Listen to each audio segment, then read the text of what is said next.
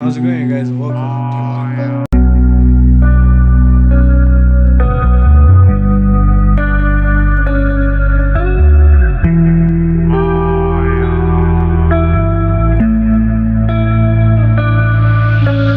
Another day, another dawn, and India is facing, well, one of the most catastrophic rises in the coronavirus that we have ever endured. Considering the fact that the cases have officially crossed 400,000 in a single day, we're looking at sheer terror, the likes of which is not easy to comprehend.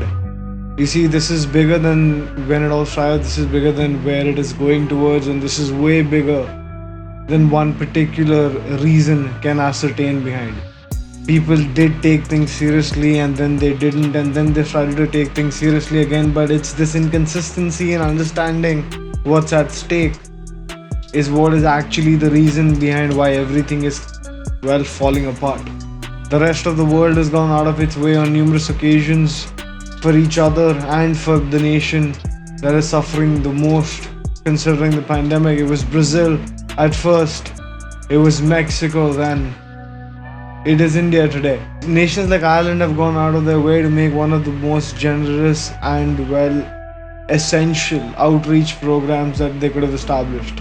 What we also understand is the fact that the WHO said that it has bolstered its COVID-19 response in redeploying upwards of 2,600 health experts from other programs to encounter the recent daily spikes in cases and fatalities when it comes to the coronavirus in India itself.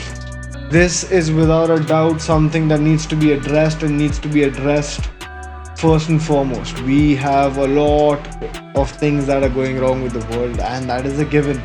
By no means am I trying to take away from any given situation in any country whatsoever. Everywhere we look, things are going from bad to worse. People are dealing with adversity, people are dealing with crackdowns on democracy.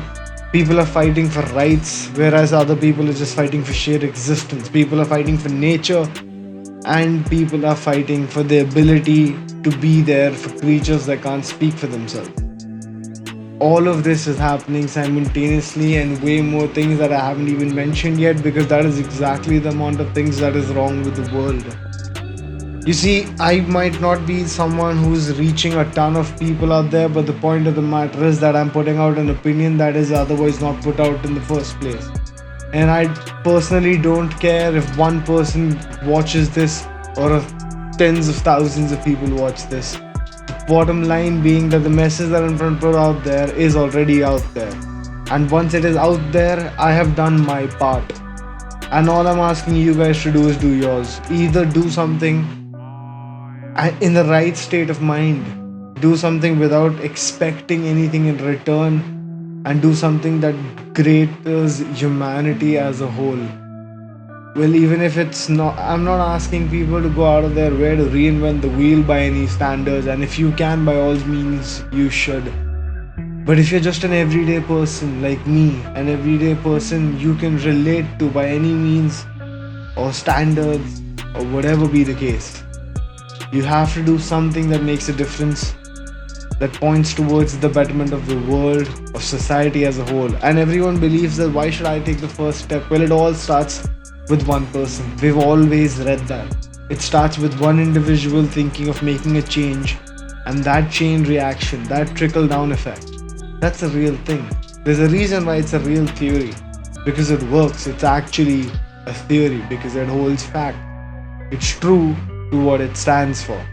And that is the bottom line. If we don't understand that there is a comprehensive reach to our understanding of what we have to do, and then a comprehensive effort to substantiate that reach, there is going to come a time and a place wherein we will have the people with the right mindset to compete with the scale of the disasters we're currently enduring. And that is just going to be the reason why we beat everything that is currently an adversity to human societies across the spectrum. You see, every time you look at something that is going wrong with the world, there is an answer to it, an answer that has a price tag attached to it. And every time people come anywhere close to being able to deliver said price tag, it is more often than not resulted directly in accomplishment of said venture. That happens all the time with vaccine drives. It has happened numerous times with eradicating diseases like polio. By no means are we taking things lightly anymore, no matter where you are in the world. I'm sure you understand that there is a virus out there, a virus that is, well, very much prevalent and very much capable of causing you severe harm. Even if you're on the right, you at least understand that it exists. And the bottom line being, if you don't understand the consequences of its existence, you're still being on the wrong side of the equation. If you do understand the consequences of its existence, there is no reason for you to second guess eradicating it, just like we have eradicated numerous diseases in the first place. Humanity as a whole has come a long way, a long way. And if you and I cannot understand the difference between why we have come a long way and why a difference in opinion cannot mean that, well, the ones who make the right choices might live on and the ones that don't might succumb. This is nature's way, survival of the fittest or the smartest, essentially. That makes a lot of sense. But it shouldn't boil down to that, because we as a species should always be open to understanding the other side of the equation, the other half of the story, if you will. If something is different from the opinion that I might curate, I should always be open as an individual to then take into account that this opinion that I have curated is somewhat based in misinformation. And once I acquire all of the correct information and put two and two together, my opinion can then change without having to worry about what I might come across. As humans, we should always be allowed to change our opinions and grow from what we once were. One should strive to be better than what you were yesterday. And I'm sure this is a theory that's been out there for millennia. Be better than you were yesterday and compete with yourself. Those are the two things that I've always believed in, the same way that I've read them on various motivational pages and sites and quotes and from people who have achieved greatness. So if that mentality and if that mindset is adopted by the entire planet as a whole and as a collective, beating a pandemic shouldn't really be something that's holding us back. As a matter of fact, being a united human front, there's nothing holding us back to accomplish that either. See you soon.